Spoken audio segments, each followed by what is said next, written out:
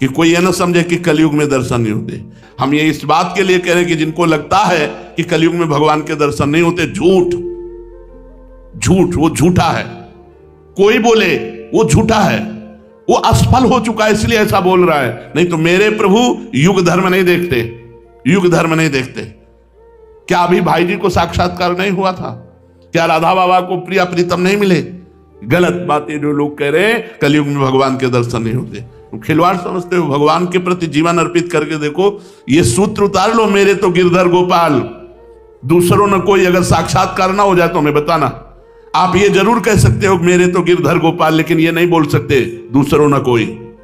और जिस दिन ये आ गया दूसरों न कोई, उसी दिन भगवान के साक्षात्कार की योग्यता आ जाएगी। दूसरों न कोई आज तक गुरु कृपा से, इष्ट कृपा से। आप सब हैं, आपको आत्मा की तरह प्यार करता हूं, लेकिन अपना कोई नहीं है। हमारे प्रियाजू क्यों इसलिए प्यार करते हैं? अभी प्रियाजू से बिलक तुम्हारे आचरण हो, एक सेकंड निकाल देंगे, दोबारा याद नहीं आएगी तुम्हारी कि तुम थे। ऐसा नहीं, पूरा जीवन केवल प्रभु उनके बल से बोल रहे हैं। अब आगे जैसा चाहे तो मरने वाला आगे सीन है, कब कहां क्या लीला घट जाए। अभी तक उन्होंने दूसरा नहीं रखा। बस हम कह रहे हैं अगर इस बात को तुम्हें मानना है कि हम झूठ बोल रहे हैं या सत्य, तो एक काम कर लो, तुम दूसरों न कोई। और अगर वो तुम्हारे साथ खेलने न लगे तो बताना हमसे। खेलने लगेंगे वो, अरे वही है यार, दूसरा कोई है ही नहीं, दूसरा कोई है ही नहीं। आपने जब तक दूसरा माना है तब तक वो नहीं आएंगे आपके सामने।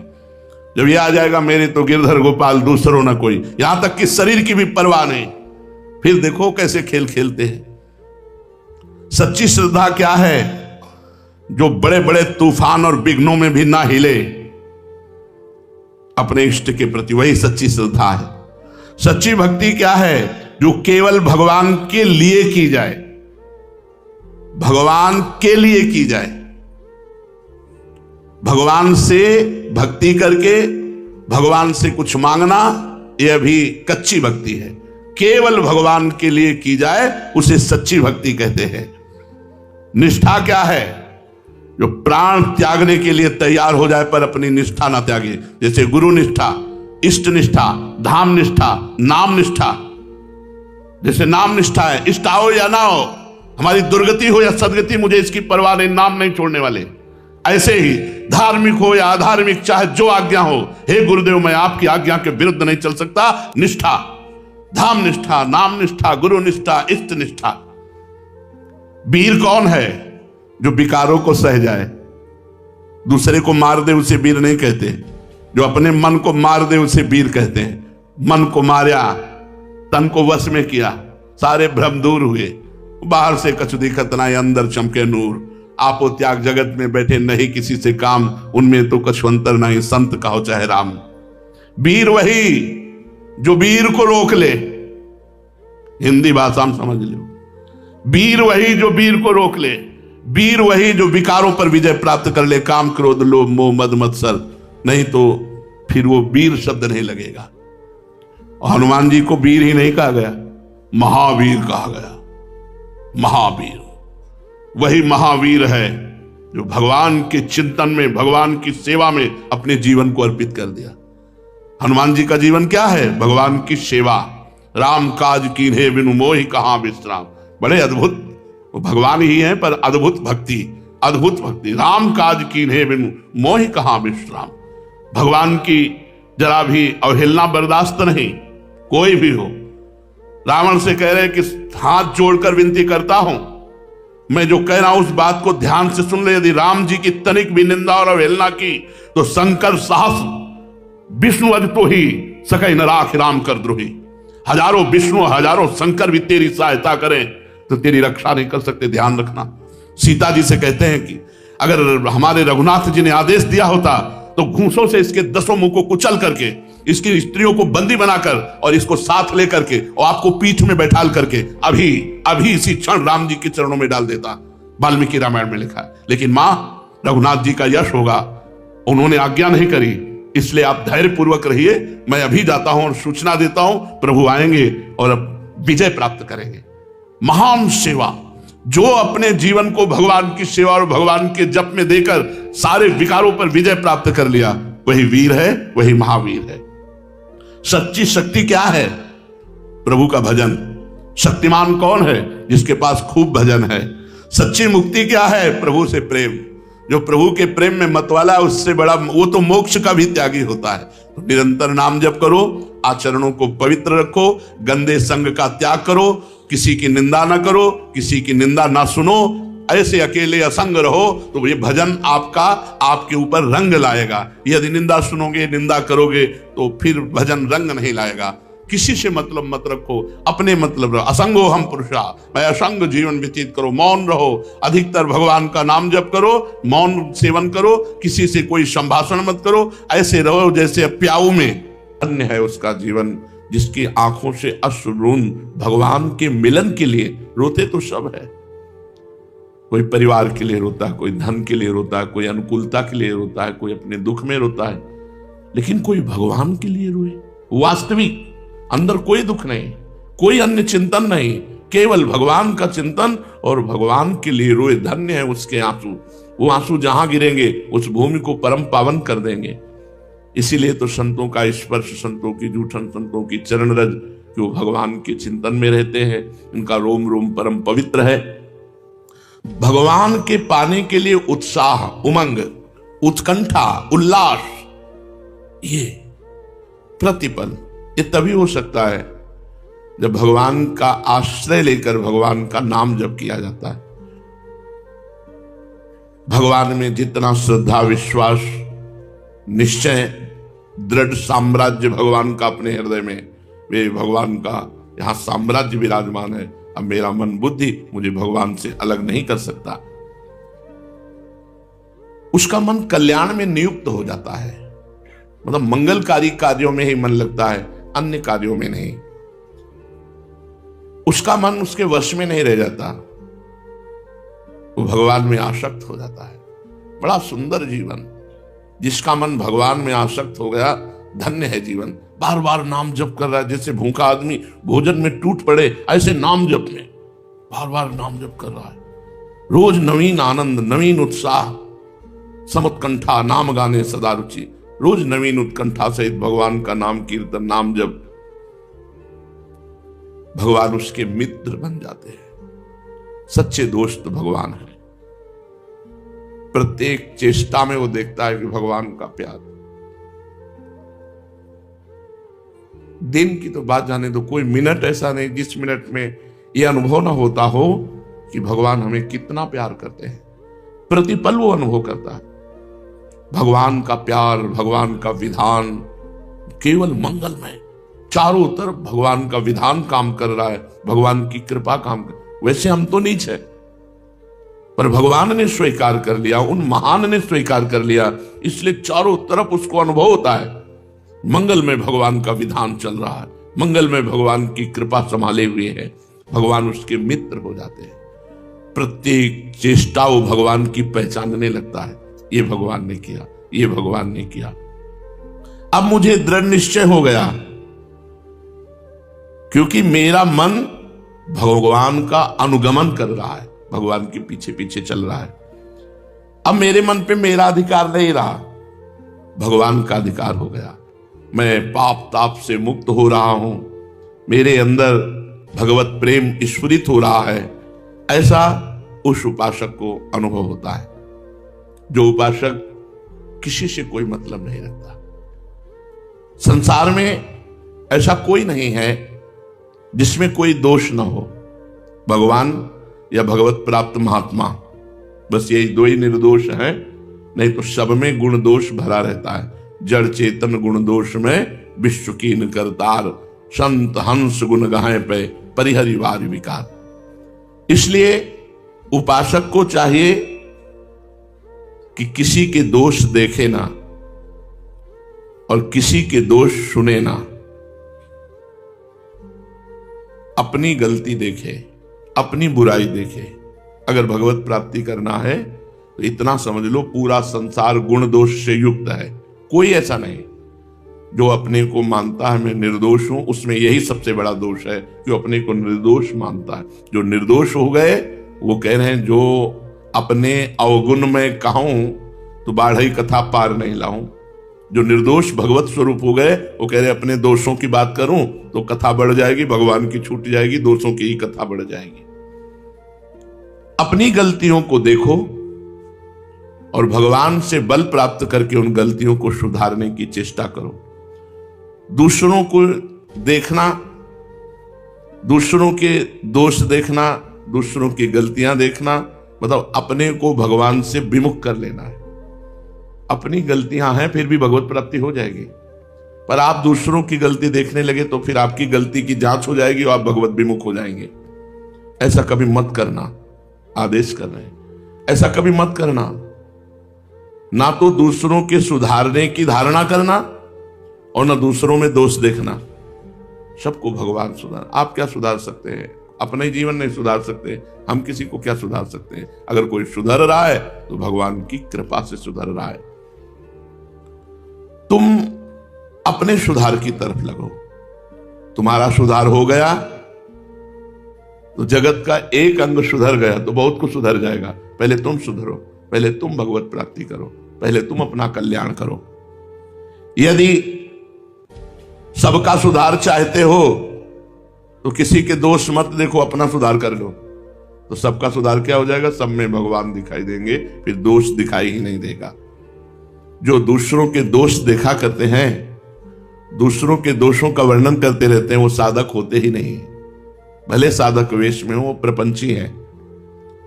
वो खुद कभी सुधरेंगे नहीं, दूसरों को उपदेश देते रहते हैं। वो जगत को भी धोखा दे रहे हैं और अपने को भी धोखा दे रहे हैं। उत्तम से उत्तम शास्त्रीय सद्गुणों को ग्रहण करो, उत्तम से उत्तम सद्गुणों को ग्रहण करो। संसार का प्रत्येक प्राणी माया के द्वारा चलाया जा रहा है।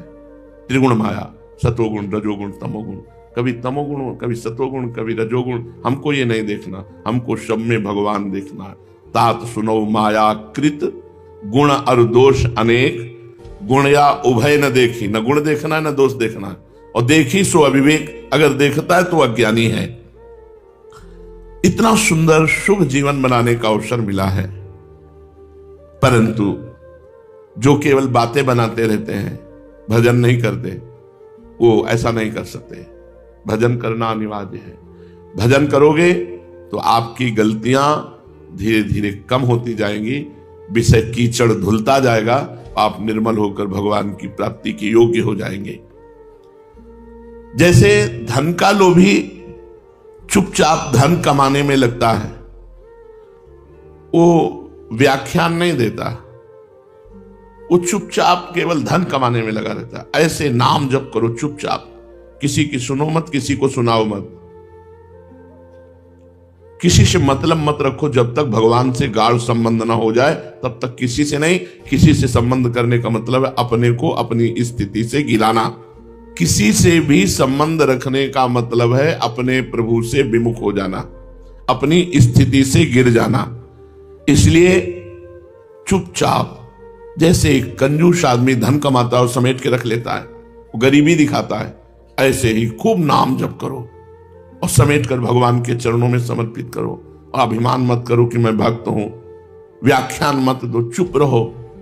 ये व्याख्यान आदि उपदेश आदि गुरु कृपा से, गुरु आज्ञा से किए जाते हैं, इसमें मनमानी नहीं चलती। अगर गुरु ने आदेश किया है कि आप ऐसी सेवा करो तो भगवान आपकी रक्षा करेंगे, आपको सद्गुण देंगे और भगवान आपके साथ रहेंगे, क्योंकि गुरु आज्ञा पे चल रहे हैं। ये विचार छोड़ दो कि मैं किसी को सुधार सकता हूं। छल कपट ये तुम्हारे मित्र बन जाएंगे, तुम इनके नौकर बन जाओगे यदि सुधारने के चक्कर में चले। सहानुभूति, सम्मान, मधुर वचन ये तुम्हारे होने चाहिए। तुम एक अनंत की यात्रा के साधक हो, अनंत भगवान की यात्रा। तुम्हारे पास समय नहीं किसी को समझाने का, हर समय नाम जप करो। सुख चाहते हो, प्रेम चाहते हो, भगवान को चाहते हो, तो सब जो भी मिले सम्मान दो, प्रेम से वार्ता करो। संबंध किसी से नहीं, कोई भी। गली में मिल गए कोई तो राधे श्याम, आप कहां रहते हो, चलो आपकी कुटिया चलते हैं, ऐसी गलती मत करना। कोई भी हो, अपनी कुटिया में नहीं, वो हमारा भजन स्थल है। कोई स्त्री साधक किसी पुरुष को किसी भी तरह से अपनी कुटिया में नहीं, कोई पुरुष साधक किसी भी संबंध से, वो बहन ही क्यों ना हो, अपनी कुटिया में नहीं। अगर आप सिद्धांत से चलोगे तो कभी पतित नहीं होगे, कभी भ्रष्ट नहीं होगे। ईश्वर में विश्वास निराशा, असफलता, दुख, शोक, विषाद, अशांति, अवनति, दुर्गति, अवरोध, कलह, भय, बंधन, बीमारी, विनाश, इसका नाश कर देती है। इसमें और कोई साधन नहीं बताया। केवल भगवान पर विश्वास रखने से निराशा, असफलता, दुख, शोक, विषाद, अशांति, अवनति, दुर्गति, अवरोध, कलह, भय, बंधन, बीमारी, इनका विनाश हो जाता है। भगवान के केवल विश्वास पर, मैं भगवान की शरण में हूं। आप सोचते होंगे ऐसा कैसे हो सकता है, लेकिन तुम्हारी कल्पना से नहीं, तुम्हारी कल्पना से नहीं, विश्वास करके देखो, ऐसा निश्चित हो जाएगा। यदि तुम विपरीत चिंतन करोगे, विपरीत वातावरण का सेवन करोगे, तो बुरा संयोग बनेगा और आपके अंदर ये सब आ जाएंगे, निराशा, असफलता, दुख, शोक। जो शास्त्र कह रहा है, कभी किसी से संयोग मत करो, किसी भी तरह की मित्रता मत रखो, नहीं भयावना वातावरण पैदा हो जाएगा और परमार्थ में चलना मुश्किल हो जाएगा। अतएव यदि शुद्ध परिणाम चाहते हो, शुद्ध संकल्प करो, पवित्र संग करो, पवित्र आहार करो, तो तुम्हें साधन में सिद्धि, आनंद, आह्लाद, शांति, उन्नति, प्रेम, निर्भयता, मुक्ति, स्वस्थता, ये प्राप्त हो जाएगी। शुद्ध संकल्प, भगवान के मार्ग में चलना है। जो शास्त्र विरुद्ध आचरण बिल्कुल नहीं, किसी से संपर्क नहीं, किसी से मिलना नहीं। जो लोग दिन रात संसार का चिंतन करते हैं, उनको परिणाम में दुखी होना पड़ता है। जगत का स्वरूप है विनाशी, दुखालयम, अशाश्वतम माने नाशवान, विनाशी और दुख में। संसार के चिंतन का मतलब है दुख। स्वाभाविक तुम अशुभ गति को प्राप्त होगे संसार चिंतन करने से। इसलिए अपने चिंतन को संसार के चिंतन से हटाओ, भगवान का चिंतन। दूसरों को अवसर मिला कि नहीं मिला, आपको मिला है, बहुत कृपा भगवान की है। हर समय हमें याद रहना चाहिए, मैं भगवान का कृपा पात्र हूं। मुझे संत समागम मिला, वृंदावन धाम मिला, भगवान नाम गुरु मंत्र मिला, बहुत बढ़िया अवसर है। भगवान ने बहुत बढ़िया समय दिया है। यदि इधर उधर किसी से संपर्क न रखो, अपनी सेवा करते हुए भगवत चिंतन, एकांत में पड़े पड़े भगवत चिंतन, बहुत बढ़िया जीवन हो जाएगा। जब जागे तो प्रिया भजे, नहीं सोवे पांव पसार। संतों ने कहा जब जगे तो राधा राधा राधा राधा पढ़े हैं, किशोरी जी के आश्रय से पढ़े। गलत आचरण नहीं, भगवत प्राप्ति के लिए पसीना नहीं छुआना पड़ता, सही बात समझ लो। बस संबंध न रहे किसी से, ये बात जीवन में, संबंध किसी से न रहे तो आपके भाव बढ़ते चले जाएंगे। कनेक्शन होता है संबंध से, व्यक्ति का चिंतन होता है, वस्तु का चिंतन, ये नहीं होना चाहिए। ये जगत का चिंतन दुखालयम अशाश्वतम, दुख देने वाला और नाशवान, विनाश, तो आपका परिणाम विनाशी होगा, आप दुखी हो जाएंगे। भगवान का चिंतन, भगवान अविनाशी और सुख समुद्र, आनंद समुद्र। याद रखो, सारे सुखों का आधार, मूल केवल भगवत चिंतन है। सारे सुखों का आधार, सारे सुखों का मूल भगवान का सुमिरन है। नाम जप करो, मंत्र जप करो, भगवान के पद गाओ, लीला गाओ, बहुत आनंद है। अपने को तो इतना बढ़िया अवसर मिला है, श्रीमद चतुरासी जी आनंद समुद्र है।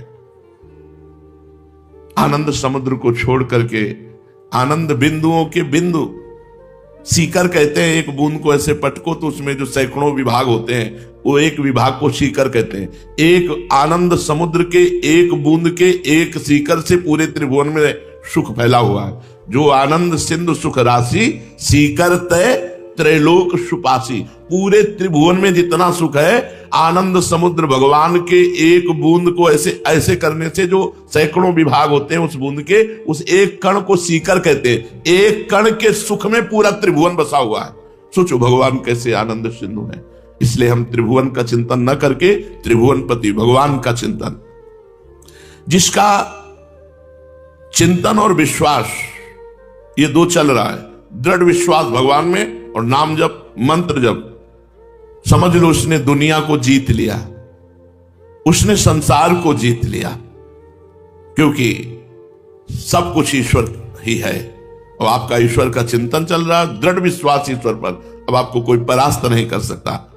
ऐसे भगवत सेवक में सारे सद्गुण, सारे सद्विचार, सारे सत्य संकल्प अपने आप उदय होने लगते हैं। उसके चित्त में कभी अशुभ का, असत का उदय ही नहीं होता है। सर्वथा सर्वदा नित्य नवीन नवीन उमंगे। ऐसी शोभा है निकुंज की, वाणी की सामर्थ्य नहीं है, हृदय विकल हो जाता है।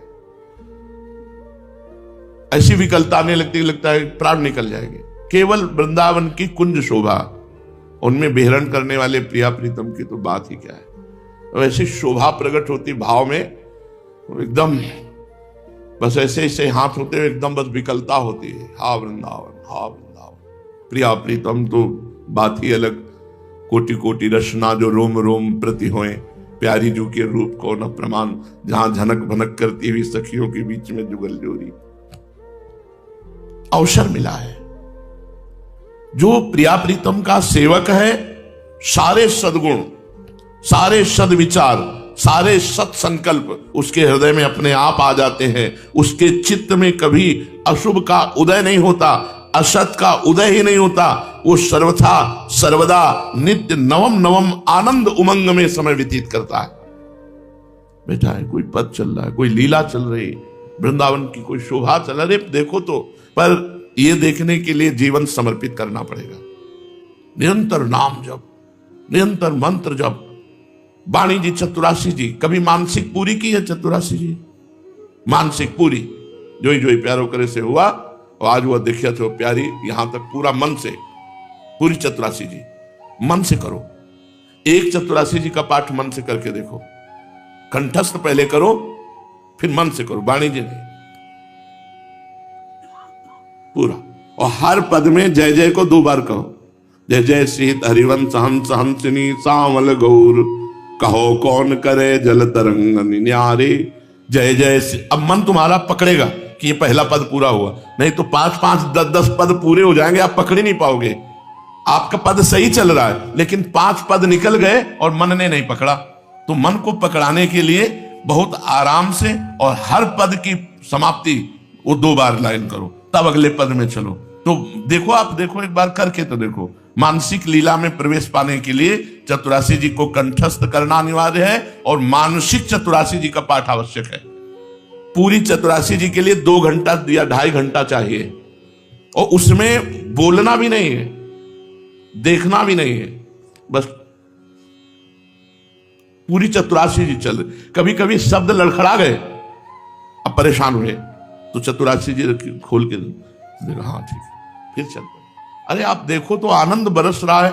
अब हम लोग आनंद का चिंतन न करके विषय चिंतन कर रहे हैं। हमारी प्रार्थना मान लो, क्योंकि अपना जीवन आचार्य वाणी है, आचार्य वाणी जीवन है, हरिवंश के लिए है। जोरी श्री हरिवंश की श्री हरिवंश स्वरूप, सेवक वाणी कुंज में बिहरत परमनु। ये वाणी रूपी कुंज में ये हरिवंश जोरी विलस रही है चतुरासी जी के रूप में। चतुरासी जी का गायन का मतलब है निकुंज में स्थिति, छुट्टी 84 भ्रमंत। एक बार 84 जी का पाठ रोज जो करता है वो 84 लाख योनियों में नहीं जाएगा। उसके अंदर प्रेम लक्षणा भक्ति होगी और वो इन्हीं नयनों से प्रिया प्रीतम को देखेगा और शरीर पूरा होते होते सहचरी भाव से निकुंज में जाएगा। छुट्टी 84 भ्रमंते निरखय जुगल किशोर, निरखय जुगल किशोर भोर अरु रैन न जाने, पिए रूप रस मत भयो कछु मन नाने, प्रेम लक्षणा भक्ति होए ही आनंदकारी, अरु वृंदावन वास सखी सुख के अधिकारी। कुंज महल की टहल सुख दंपति संपत्ति पाई है, जैसी रूप लाल हित प्रीति सो जो 84 गाई है। चतुरासी जी निज मंत्री और श्री जी की सेवा, यही हमारा जीवन है। हमें जो प्रिया प्रीतम का मार्ग मिला है, हमारे मार्ग में श्रीमद चतुरासी जी, देखो सेवक जी महाराज कह रहे हैं, सेवक शरण सदा रहे अनत नहीं विश्राम, कै वाणी हरिवंश की, कै हरिवंश ही नाम। या तो वाणी जी चल रही, या तो नाम मंत्र चल रहा है। सेवक शरण सदा रहे, अनत नहीं विश्राम, कै वाणी हरिवंश की, कै हरिवंश ही नाम। या तो वाणी जी चल रही, या तो सेवा में हम निज मंत्र जप करते हुए, शरणागत मंत्र जप करते हुए, नाम जप करते हुए। अब वर्षों से ऐसा संयोग बन रहा है कि जहां हम खाली होते हैं तो मंत्र में या चतुराशी जी में, बस दो ही चीज हमारे पास रह गई है, निज मंत्र चतुराशी जी। कभी हम ऐसे खोल के और ग्रंथ देखने या और कुछ, क्योंकि ये समझ गए कि सेवक वाणी का फल है निज मंत्र और चतुराशी जी। सेवक वाणी निज मंत्र और चतुराशी जी को पुष्ट कर रहे, तो अब केवल दो ही जीवन में रह गए, निज मंत्र और चतुराशी जी। जब बैठे तो मंत्र चल रहा है या चतुराशी जी, शौच स्नान में राधा वल्लभ श्री हरिवंश नाम। ये हम इसलिए खोल के बता रहे हैं कि आपको यही जीवन बनाना है। और जब चतुराशी जी चलती है तो हम इशारे से बात करते हैं। अगर कोई बात हुई तो इशारे से कर दिया, नहीं हुई तो हटा दिया। बस उस समय चतुराशी जी के समय कोई बात होगी तो चली नहीं पाएगी ना चतुराशी जी, और मन से चतुराशी जी चलानी है। एक बार 24 घंटे में मन से पूरी चतुराशी जी जो करेगा वो आप देख लो उसका फल क्या होगा। हम जो कहें उसको मान लो। प्रवचन का मतलब होता है आचरण में सुनकर के उतारना। हर दिन एक बार चतुराशी जी मानसिक करो, वो समय तुम देख लो। कार्य करते हुए कुछ कर पाओ तो कर लो, शौच स्नान करते समय कुछ पद हो जाएंगे, कुछ समय शयन के समय हो जाएंगे, ऐसे कर लेते हैं। अब जैसे अपने हैं तो कभी 25 पद कर लिए, आजनी की बनी श्री राधिका नागरी, दिमाग में बैठा लिया, 25 पद हो गए। अब कोई और सेवा हुई तो कर लिया, कार्य कर लिए, फिर शुरू किए आजनी की बनी श्री राधिका नागरी से ही फिर शुरू किए। अब चले गए 58 पद, प्रथम यथामति प्रणवो श्री वृंदावन तीरम में छोड़ दिया। फिर आज हुआ देखिए तो प्यारी, वहां तक पहुंच गए। कभी जब समय मिला तो पूरा एक ध्वनि से चल, अरे बहुत आनंद, 2.5 घंटा मन कहीं नहीं जाएगा, क्योंकि मन जाएगा तो आप कर ही नहीं पाएंगे।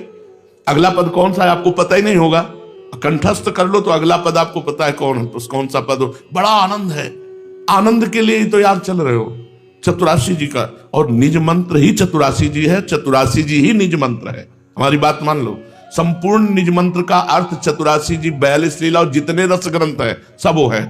जिनको निज मंत्र मिल गया, अमृत मिल गया, चुपचाप उसका पान करो। निज मंत्र और चतुराशी जी, ये दो तो हमारा जीवन बन जाना चाहिए। सेवा जीना है, इसलिए सेवा के लिए जो हमारे शरीर के अंग हैं वो सेवा में लगे, समाज सेवा, गृहस्थी सेवा, जो भी सेवा हो, लेकिन हमारे आंतरिक जीवन के दो ही लक्ष्य हैं, निज मंत्र और चतुराशी जी। भगवान के चरणों की शुद्ध शरणागति, मिलावट नहीं, बेविचार प्रवृत्ति नहीं, शुद्ध शरणागति, यही सबसे बड़ा धर्म है। धर्मम भजस्व सततम त्यज लोक धर्मान, सदैव धर्म का भजन करो, गोकर्ण जी कह रहे हैं। तो बोले कौन से धर्म का? बोले त्यज लोक धर्मान, लोक धर्मों का त्याग करके भागवत धर्म का। बोले इसकी प्राप्ति कैसे होती है? लोक धर्म के त्याग करके भागवत धर्म की स्थिति हो जाए, ऐसा कैसे हो सकता है? तो बोले सेवन सदा साधु पुरुषन, सदा संत पुरुषों का सेवन करना चाहिए, संग करना चाहिए। सावधानी जही काम तृष्णाम, भोगे हुए विषय का नाम तृष्णा और सुने हुए विषयों के भोगने की इच्छा का नाम कामना। कामना और तृष्णा का त्याग करके अन्यस्य दोष गुण चिंतन मास मुक्त्वा, दूसरों के गुण दोषों के चिंतन का त्याग करके अगर संत सेवा करे तो उसे भागवत धर्म की प्राप्ति हो जाएगी। और भागवत धर्म जिसे प्राप्त हो जाता है उसकी स्थिति क्या होती है? बोले सेवा कथा रसमहो नितराम पिबत्वम, वो भगवान की सेवा में, भगवत भाव से समाज की सेवा में और भगवान की कथा सुनने कहने में मस्त रहता है।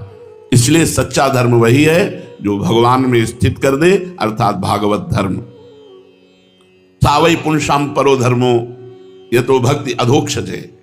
अधोक्षज भगवान श्री कृष्ण के चरणों में अहेतुकी भक्ति हो, बाधा रहित भक्ति हो, वही धर्म है। सच्चा धर्म क्या है? जो संत सेवा में, भगवंत सेवा में अर्पित किया जाता है। सो धन धन्य प्रथम गति जाकी, धन्य हो गया वो धन जो संत सेवा और भगवत सेवा में अर्पित कर दिया गया, वही धन धन्य है, नहीं तो व्यर्थ है। जैसे वैश्यागमन, नृत्य विलास आदि सांसारिक, मदिरापान, मांस भक्षण, ये दुर्गति प्रदान करने वाला धन है। गौ सेवा, संत सेवा, भगवंत सेवा, समाज सेवा निष्काम से, ये सदगति प्रदान करने वाला धन है। तो धन धन्य वही है जो संत सेवा में लगे, भगवंत सेवा में। पहले संत सेवा लिखा, फिर भगवंत सेवा। क्यों पहले भगवंत सेवा लिखनी चाहिए? भगवंत सेवा अपने आप हो जाती है यदि संत सेवा करते हैं। जैसे गर्भस्थ शिशु को पोषण करना हो तो मां को अच्छे अच्छे पदार्थ पवा दो तो गर्भस्थ शिशु पुष्ट हो जाएगा। तो भगवान है संत के गर्भस्थ शिशु और संत है मां, तो संत रूपी मां को पवा दो तो भगवान जो गर्भस्थ शिशु है वो पुष्ट हो जाएंगे। तन किसका धन्य है? शरीर उसी का धन्य है जो विश्व रूप भगवान के परोपकार में अपने जीवन को लगा दिया और भजन में लगा दिया। परहित सरिस धर्म नहीं भाई, जो दूसरे की पीड़ा को देखकर उसके मिटाने के लिए अपने तन से सेवा की, जो अपने तन को भजन में, सच्चे आचरण में, बुरे मार्ग से हटाकर चला रहा है, उसी का शरीर धन्य है। नहीं तो जीवित मुर्दा है वो, जो केवल वासनाओं का कीड़ा बना हुआ है। जिन हरि भगत हृदय नहीं आनी, जीवित सब समानते प्राणी। वो मुर्दे के समान शरीर है जो परोपकार नहीं करता, जो भजन नहीं करता, केवल भोगों में लगा रहता है। सच्चा मन क्या है? सावई मनः कृष्ण पदारविंदयो। जो मन भगवान के चरणों में लगता है, भगवान के स्मरण में लगता है, वही मन धन्य है, वही सच्चा मन है। जो भोगों में लगता है वो अधर्म युक्त है, वो गंदा मन है, मलिन मन है। निर्मल मन वही है, सच्चा मन वही है जो भगवान के चरणों में लगता है, निरंतर नाम जप में लगता है। सच्चा मित्र कौन है?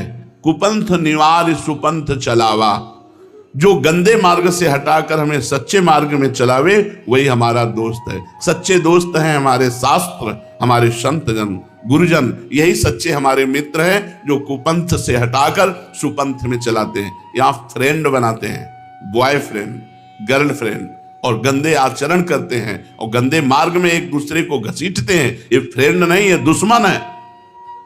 जो हमारे सदाचार को, पवित्रता को, हमारी इंद्रिय जितेंद्रियता को नष्ट कर दे, इंद्रियों को गंदा कर दे, वो हमारे मित्र नहीं, वो शत्रु है। और शत्रु बर्ताव करते हैं, आगे चलकर होने लगता है शत्रु बर्ताव, क्योंकि ये मित्रता अपवित्र है। अपवित्र मित्रता का परिणाम अमंगल होता है और पवित्र मित्रता का परिणाम मंगल होता है। मित्र बनाओ लेकिन शोषण मत करो, गंदे आचरण मत करो। मित्र वही जो कुपथ से हटाकर सुपथ में लगा दे और विपत्ति में विशेष प्रेम करे, उसे मित्र कहते हैं। ऐसे मित्र संत हैं, ऐसे मित्र भगवान हैं, ऐसे मित्र भक्त हैं और संसार में नहीं। मंत्र क्या है? जो भगवान के लीला रहस्यों को प्रकाशित कर दे। कल्याण और मोक्ष तो नाम से भी मिल जाएगा, लेकिन जैसे निज मंत्र है, अब ये निकुंज की लीला का नित्य निरंतर अवगाहन करने के लिए बीज मंत्र है। बिना इसके निकुंज की दिव्य लीलाओं का स्फुरण नहीं हो। एक एक पद महाअमृत भरा हुआ है, एक एक पद में महाअमृत भरा हुआ है। जब वो शोभा जो पदों में भरी है, वो जो लीला पदों में है, वो जरा जरा सी भी अगर स्फुरण में आने लगे तो बस मन गुप्त हो जाता है, किसी से बात करने का मन नहीं होता। एक एक पद में हाँ, बन की लीला लाल ही भावे, बन की लीला लाल ही भावे, पत्र प्रसून बीच प्रतिबिंब ही। जिधर देख रहे हैं लालजू, आज वृंदावन की कुंज ने एक विचित्र लीला की। लालजू जिधर देख रहे हैं, पत्र प्रसून बीच प्रतिबिंब ही, प्रिया ही प्रिया, प्रिया ही प्रिया दिखाई दे रही। कैसा कुछ?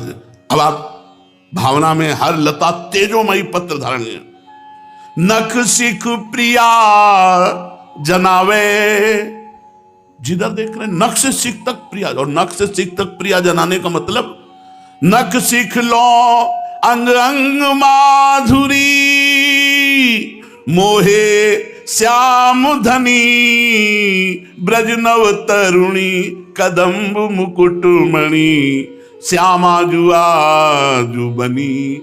जिधर देख रहे हैं लालजू, हर पत्ते में, हर पुष्प में नख सिख प्रिया ही प्रिया दिखाई दे रही। भावना में संपूर्ण कुंज इस महिमा को प्रकाशित कर रही। एक पत्ते में प्रियाजू की प्रतिबिंब बड़ा, उस प्रतिबिंब का उस फूल पे, उस फूल का उस पत्ते पे, उस पत्ते से उस पर, पूरा कुंज प्रिया में। नख सिख प्रिया ही जनावे, बन की लीला लाल ही भावे। मेरी प्रिया जो दौड़कर आलिंगन किया तो पत्ते का आलिंगन हुआ। सकुच न सकत प्रगट परिरंभन, सखिया हंस दिए। पुष्प का आलिंगन, सखिया हंस दिए। प्रियाजू का आलिंगन, कहां है प्रियाजू? सब प्रियाजू ही प्रियाजू। तो जब आलिंगन करते हैं तो पत्र गले में लगता है, आलिंगन करते हैं तो पुष्प गले में लगता है। तो सकुच न सकत अप्रगट परिरंभन। तो लालजू ने युक्ति सोची, प्रियाजू के श्रीअंग में जो गंध है,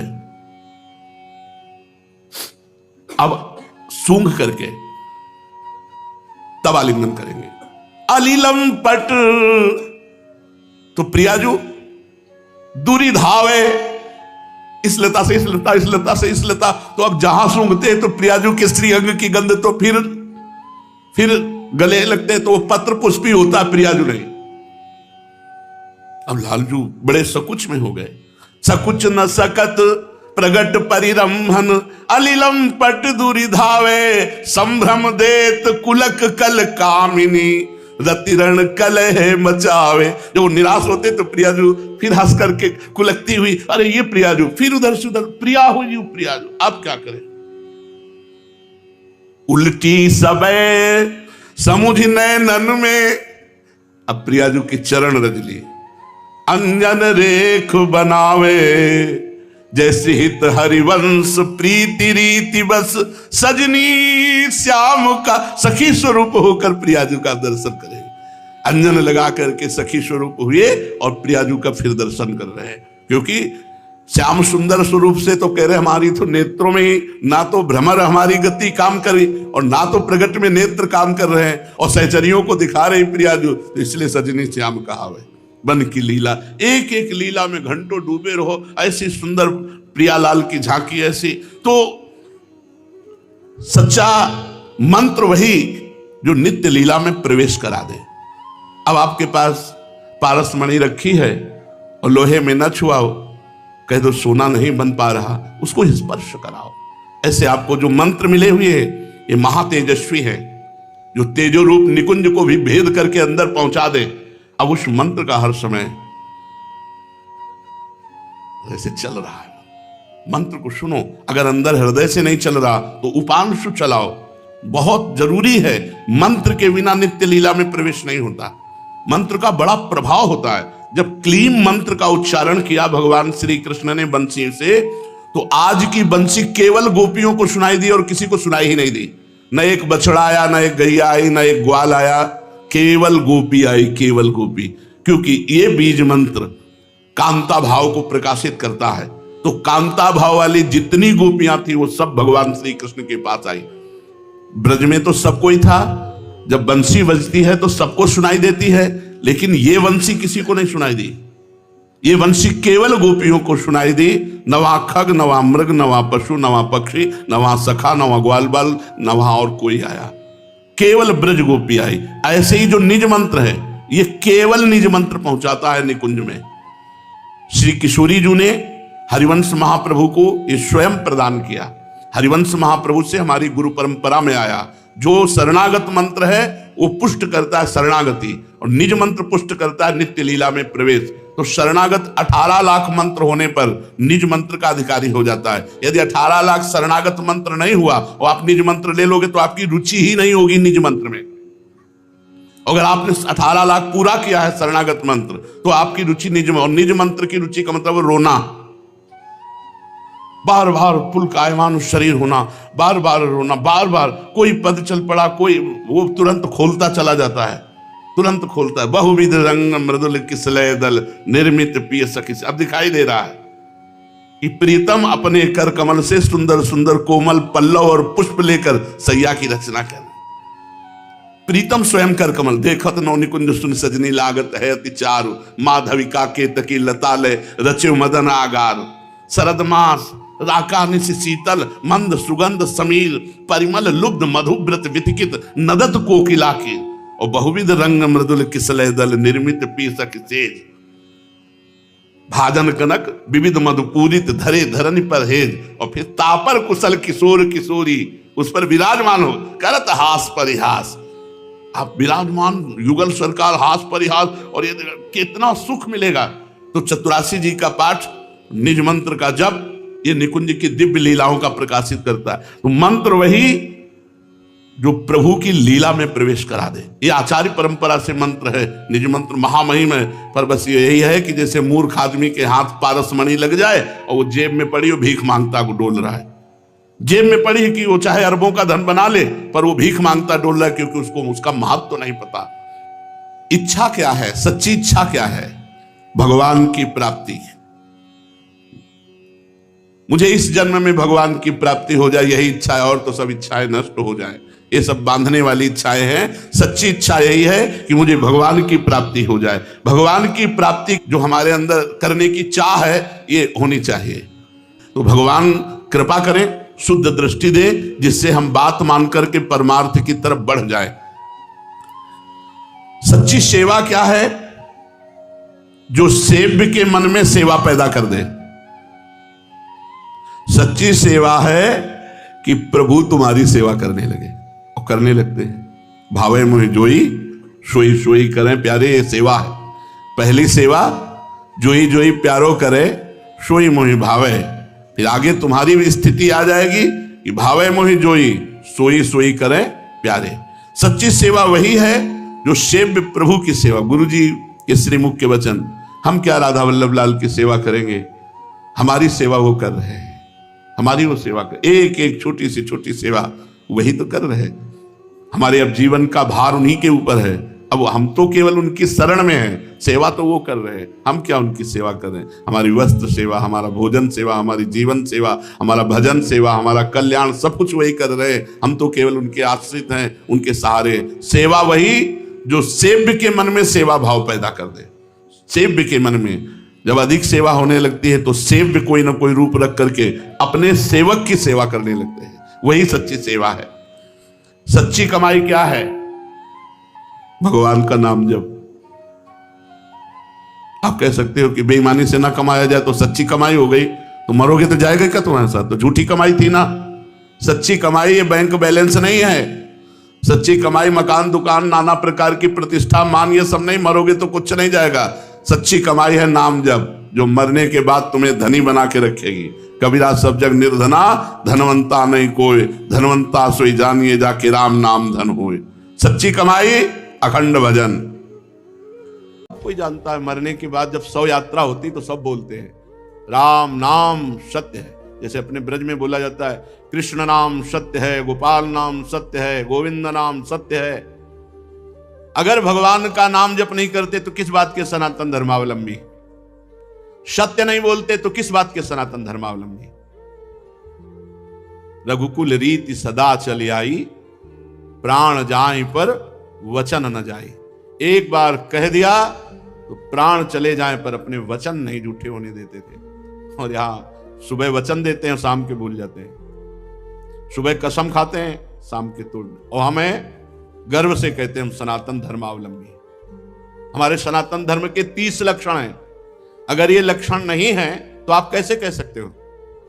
पहला ही लक्षण है सत्य। सत्य है भगवान नारायण हरि राम कृष्ण। सत्य नारायण सच्चिदानंद रूपाय विश्वोत्पत्त्यादि हेतवे तापत्रय विनाशाय श्री कृष्णाय वयम नमः। जब भगवान कंस कारागार में प्रकट हो रहे हैं तो समस्त देवता करके जब स्तुति करते हैं तो पहला ही श्लोक है सत्यव्रतम त्रिसत्यम। त्रिकाल में जो सत्य है वो भगवान सत्य। नाम जप नहीं करते, सत्य नहीं बोलते, सत्य मार्ग पर नहीं चलते, किस बात के सनातन धर्मावलंबी? सत्य को समझो। दूसरा दया। ये हमारे सनातन धर्म के 30 लक्षण है। दया, सब पर दया। दया करने की सामर्थ्य उसी के हृदय में आएगी जो दया का उल्टा क्या है? याद। जिसे याद है कि मैं कौन हूं, मेरा कर्तव्य क्या है, मैं सनातन धर्मावलंबी हूं, मेरा कर्तव्य है सब पर दया करना और सदैव भगवान की याद में रहना और सत्य बोलना, सत्य आचरण करना। दो ये हुए। तीसरा है तपस्या, सनातन धर्म का लक्षण। तपस्या किसे कहते हैं? जो अपने धर्म में चलने पर कष्ट प्राप्त होता है, उसे आनंद पूर्वक सहा जाए, उसे तपस्या कहते हैं। जो भी अपने धर्म पर चलने पे कष्ट मिले, काम आदि जलाते हैं, क्रोध आदि जलाते हैं, बहुत प्रकार के ताप हैं। जैसे अब प्रातःकालीन बेला पर उठ करके स्नान करके अपनी दिनचर्या पे आना बड़ा कठिन है। 8 बजे तक खूब सोना, तो कहां वो 8 बजे तक सोना और कहां 2 बजे रात्रि के जग करके अपनी दिनचर्या करना। तो अपने धर्म के पालन में जो हमें कष्ट मिलता है उसे तपस्या कहते हैं। हमारे सनातन धर्म का तीसरा लक्षण है तप, तपस्या। चौथा है शौच। शौच माने पवित्रता, शरीर की बाहरी पवित्रता और हृदय की आंतरिक पवित्रता। ये सनातन धर्म है। खड़े खड़े लघु शंका करते हैं, पूरे कपड़े में छिट्टी पड़ती है, अपवित्र। शौचालय की सीट पर बैठकर लघु शंका करते हैं, उठे चल दिए, अपवित्र। शौच हुए, वैसे हाथ धो लिया, चल दिए। नहीं, बाहरी और भीतरी दोनों पवित्रता होनी चाहिए। लघु शंका ऐसे स्थान पर करो जहां लौट कर तुम्हारे ऊपर छिट्टी न पड़े। हाथ धोइए, पैर धोइए, आचमन कीजिए। शौच उतने ही कपड़ा पहनकर होइए जितने प्रक्षालन धो सको। और साबुन मात्र से पवित्रता नहीं मानी जाती। साबुन से एक बार हाथ धो लो तो एक बार रज से जरूर हाथ धो। थोड़ी रज ले लो। मान लो आजकल बड़ी आधुनिकता है कि नालियां जाम हो जाएंगी, तो थोड़ी रज ले लो। और रज का स्पर्श ही पवित्र करता है। जल, मिट्टी, रज आदि से बाहरी पवित्रता। और छल कपट, गंदी बातें सोचना, गंदी बातों के संकल्प बनाना, ये सब अंदर की अपवित्रता है। इसका त्याग कर दे।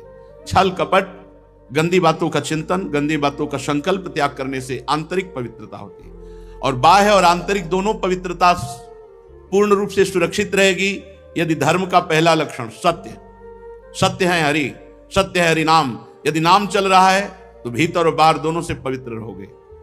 सवाय अभ्यंतर शुचि, वाय अभ्यंतर शुचि। जो नाम जापक है उस अंदर और बाहर दोनों से पवित्र रहता है। जब तक पवित्र नहीं रहोगे तब तक आप उच्च कोटि के विचार वाले नहीं बनोगे। पक्की बात समझना। जितना आप पवित्र रहोगे उतना ही आपको दैवी संपदा के विचार आएंगे, उतने ही दिव्य महापुरुष आपसे मिलने आएंगे अव्यक्त रूप से। अब आप समझो, ये बात हम कह रहे हैं, इसमें कितने % लोग बच रहे हैं। पवित्रता बहुत जरूरी है। पवित्रता, ये जो आज के लोग हैं ना, बोले मन पवित्र होना चाहिए। सर ये बाहरी सब क्या है, तो दिखावा है। तो मन कैसे पवित्र होगा?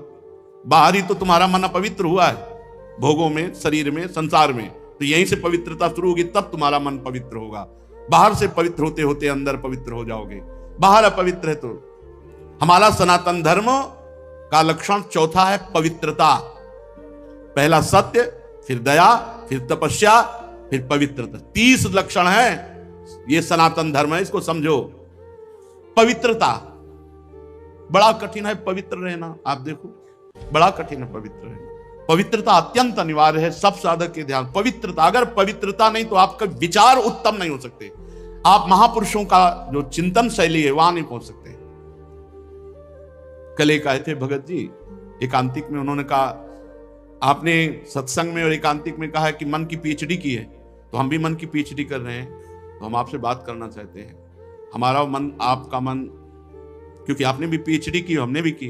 तुमको आप पढ़ के की? बोले हाँ। तुमको हम पढ़े थोड़ी पीएचडी, हमारा तो विनोद में कहा था, हम तो मन को पढ़ा है, हमने मन को पढ़ा है। आप मन के विषय में पढ़ा होगा, हमने मन को पढ़ा है। तो बोले फिर तो हमारा और मन आपका समान हुआ।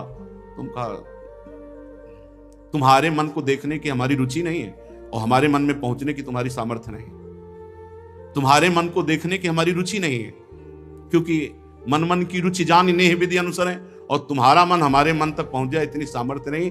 आ जाएगी, मानो देह है, हरिवंश शरणागत हो, किसी सहचरी की कृपा हो जाए तो भले, नहीं ऐसे अनुमान से थोड़ी जान सकते हो। तितिक्षा, 5वां है सहनशीलता। तितिक्षा ये सनातन धर्म है।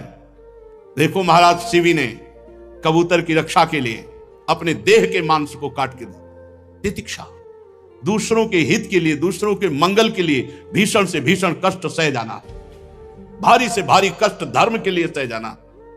श्री गुरु गोविंद सिंह के दोनों लाडले राजकुमार, प्राण प्रिय दीवाल में चुनाए जा रहे हैं, लेकिन धर्म के आगे ना उनके हृदय में शोक है, ना उनके हृदय में मोह है। धर्म के लिए बलिदान, तितिक्षा, हर कष्ट को सहकर अपने धर्म का पालन करना, धर्म का त्याग नहीं करना।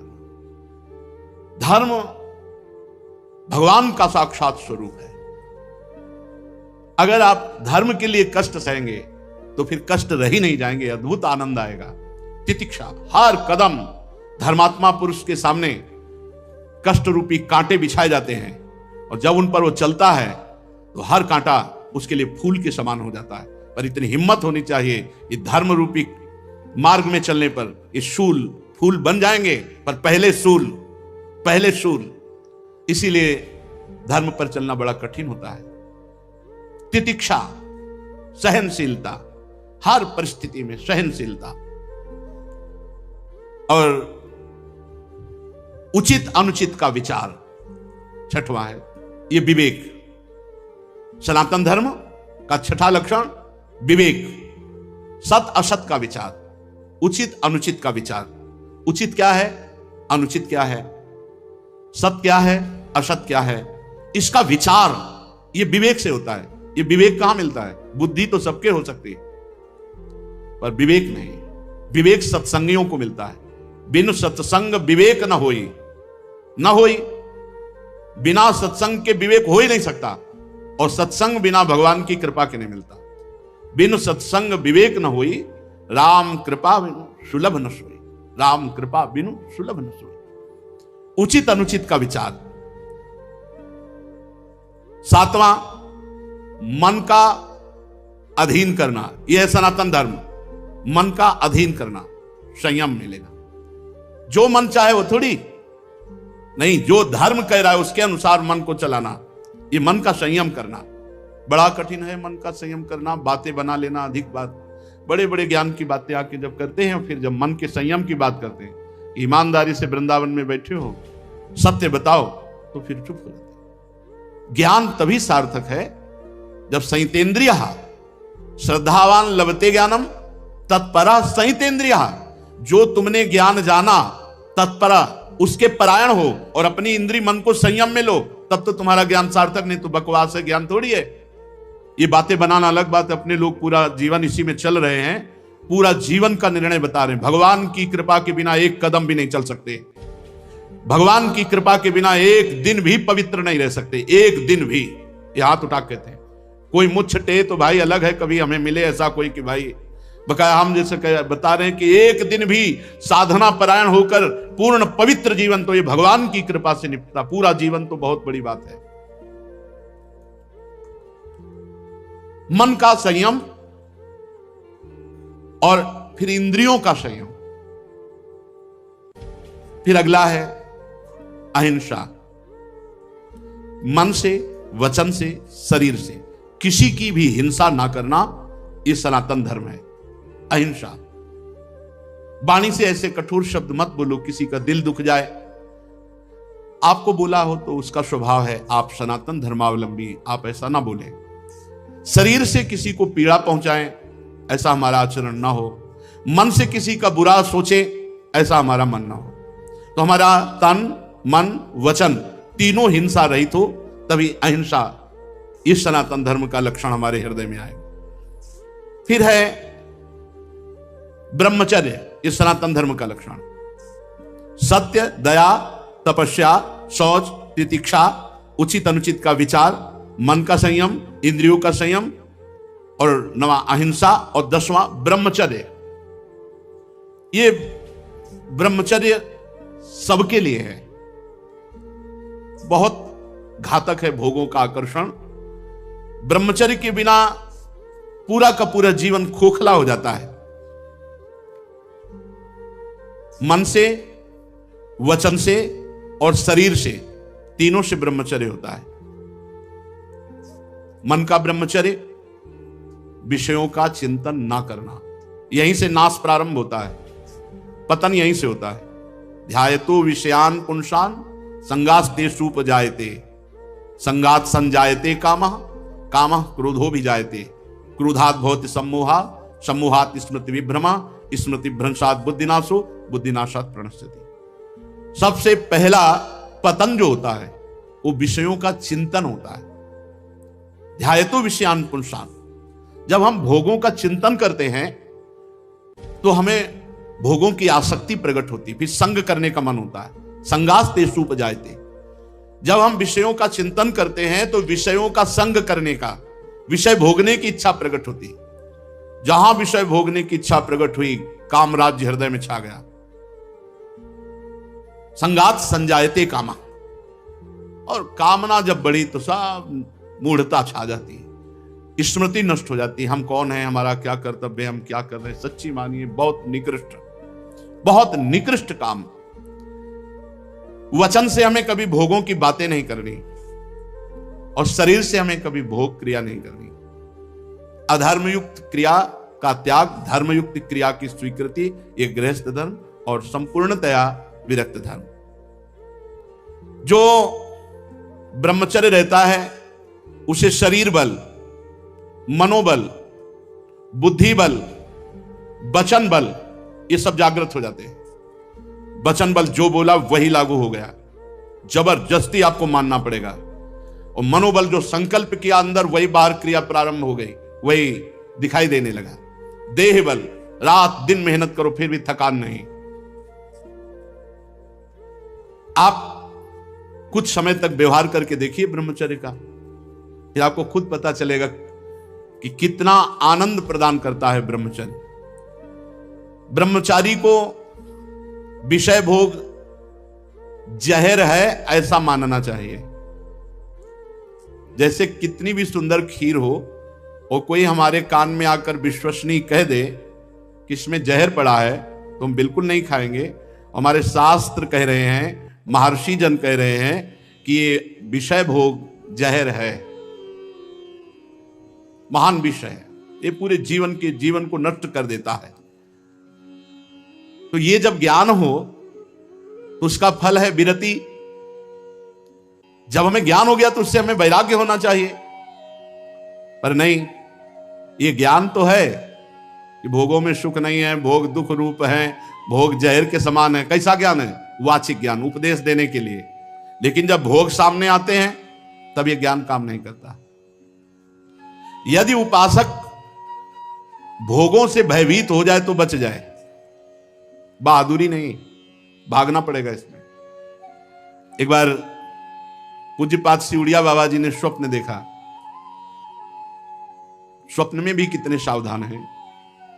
भिक्षाम देहि, एक घर में आवाज लगाई, नारायण नारायण।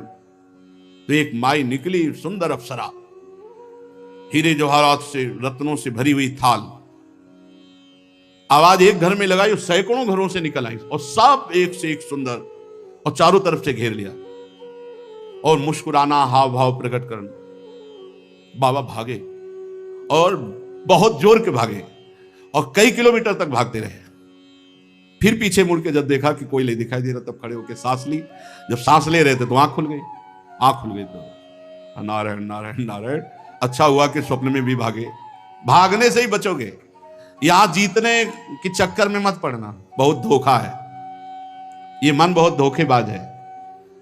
यदि कोई विषय से ऐसा भय रखे जैसे सांप, बिच्छू या सिंह,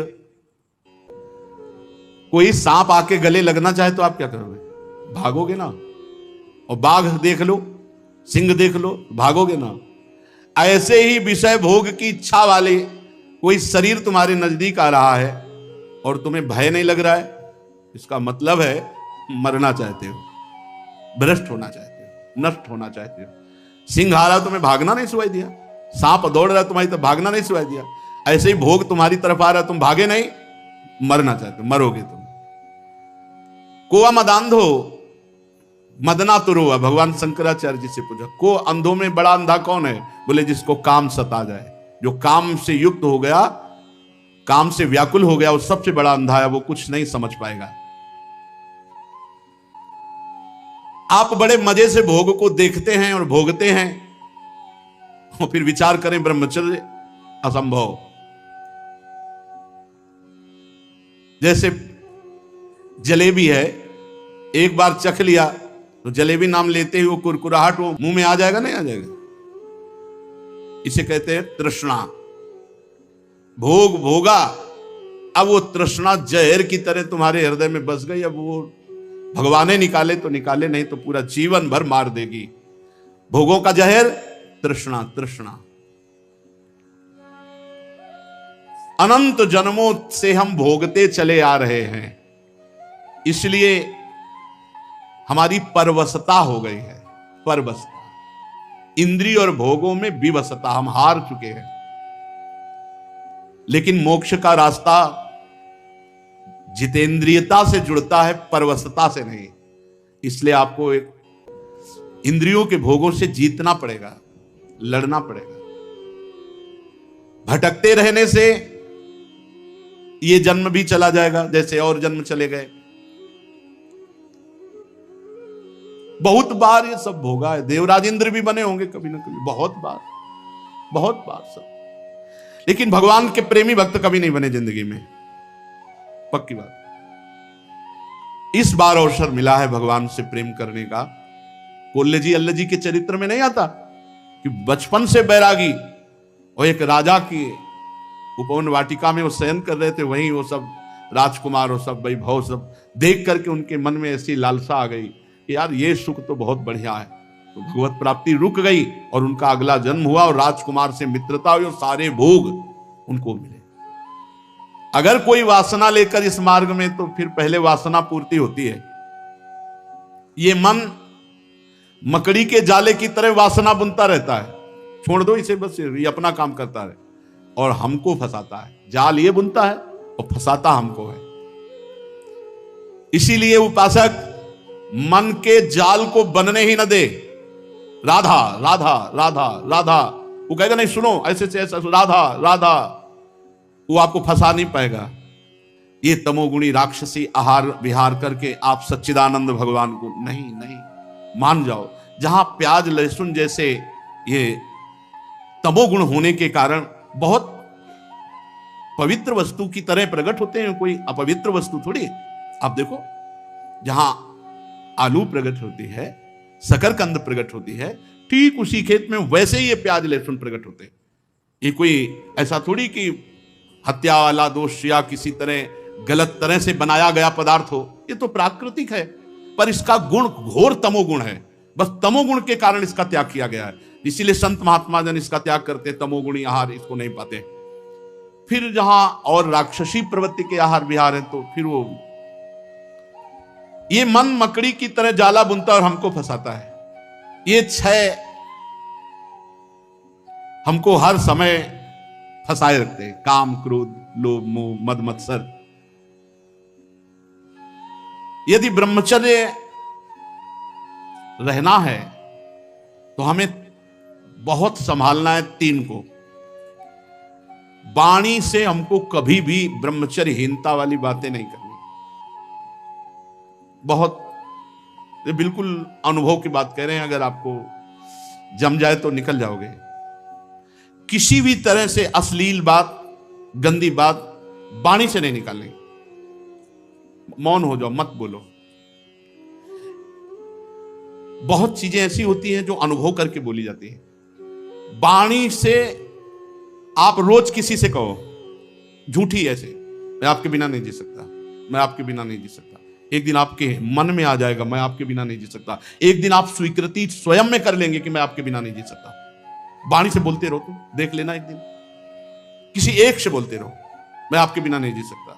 फिर दूसरे दिन बोलना मैं आपके, कुछ दिन में मन से आ जाएगा मैं आपके बिना नहीं जी सकता। फिर स्वयं में आ जाएगा मैं आपके बिना नहीं जी सकता। जब हम वाणी से गंदी बातें करते हैं तो तुरंत मन उसका चिंतन करता है और वो उल्लसित हो जाता है। इसलिए वाणी से पहला ब्रह्मचर्य। हमें रसना कटो जो अन्न रटो। अन्न बात जो प्रियालाल से विमुख करने वाली बात, जो कुत्सित बात, विकारें, जो विकार बढ़ाने वाली गंदी बात है, वो हमें नहीं करनी। नियम ले लो, नहीं करनी। आज से नियम ले लेते हैं। जितने लोग कथा सुन रहे हैं, कोई इसमें पैसा लगने की बात नहीं। वाणी से हम गंदी बात, अश्लील बात, गलत बात नहीं बोलेंगे। वाणी का ब्रह्मचर्य। वाणी से गंदी बात नहीं बोलेंगे, अश्लील बात नहीं बोलेंगे, जो भगवत विमुख करने वाली बात है हम नहीं बोलेंगे। नियम ले लो, कोई कसम खाने की बात थोड़ी कहते, नियम ले लो, जहां ऐसी बात आवे आप मौन हो जाओ। दूसरी बात, श्रवणेंद्री से हम कभी अश्लील बात नहीं सुनेंगे, गंदी बात नहीं सुनेंगे। बहुत प्रभाव पड़ता है, बहुत प्रभाव पड़ता है। श्रवणेंद्री से जो हम सुनते हैं उसका तत्काल मन पकड़ करके मनन करता है और वो उसी तरफ चल पड़ता है जिस तरफ की बात हम सुनते हैं। और नेत्रेंद्री से जो हम देखते हैं वो बहुत तुरंत प्रभाव पड़ता है। देखो, नेत्रेंद्री से ऐसी कोई ग्रंथ मत पढ़ो, कापी, ऐसी पुस्तिका जो ब्रह्मचर्यहीनता वाली है। ऐसे कोई दृश्य मोबाइल से मत देखो जो ब्रह्मचर्यहीनता वाले हैं। ऐसे कोई दृश्य बाहर मत देखो, पशु पक्षी आदि मैथुन करते हुए, ऐसे कभी मत देखो। इसका बहुत बड़ा प्रभाव होता है। अगर इन तीन का संयम कर सको तो आपके ब्रह्मचर्य में बहुत लाभ मिलेगा। पहला वाणी से, दूसरा श्रवणेंद्री से, तीसरा नेत्रेंद्री से। और खास बात यह है कि जिससे हमारा ब्रह्मचर्य नष्ट होता है उससे सानिध्य न दे कभी। ऐसी कोई क्रिया, ऐसे कोई व्यक्ति का संयोग जो हमारे ब्रह्मचर्य का घात करे, बहुत बहुत सावधानी। पर ये ऐसा दलदल है कि एक बार जो फंस गया भगवान ही निकाल सकते हैं। जिस समय मन अपने स्वरूप में आया वो सब करवा लेगा। बहुत विचित्र है, बहुत विचित्र है, बहुत विचित्र मन का खेल। हमें ऐसा कोई रिश्ता, नाता, कोई संबंध जो हमारे ब्रह्मचर्य को नष्ट कर रहा है, दूरी बनानी चाहिए। और भोजन का ब्रह्मचर्य पर बहुत बड़ा प्रभाव है। यदि आप अधिक मिर्च वाली, घर में ही बना के करें, अधिक मिर्च वाली, अधिक तेल घी वाली ये पदार्थ पाएंगे तो ब्रह्मचर्य स्वाभाविक नष्ट हो जाएगा बिना किसी क्रिया के। ब्रह्मचारी को एक बीमार की तरह भोजन पाना चाहिए।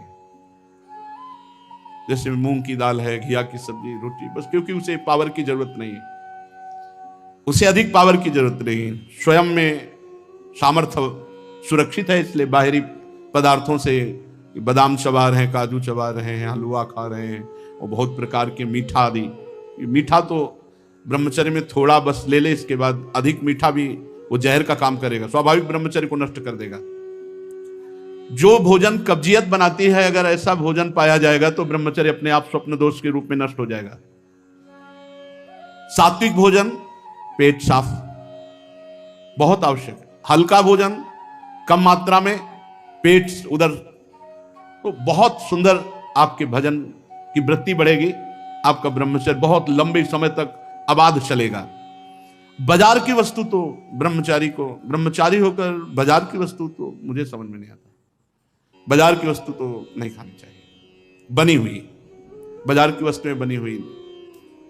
एक ही चीज को आप गौर से पा करके किसी एक चीज को बाजार की, फिर देखो आपके अंदर स्फुरणा क्या होती है, पहले कैसे हो रही थी, फिर कैसे हो रही है। और आप पवित्र भोग लगा के श्री जी को पवा के पा के फिर देखो कैसी स्फुरणा हो रही है भजन की। भजन परम पवित्र वस्तु, ऐसे थोड़ी होता तुम जहां तहां अन्न खात सखी कहत आपकात, सकल देव से द्वंद जात रात सर्व सोई।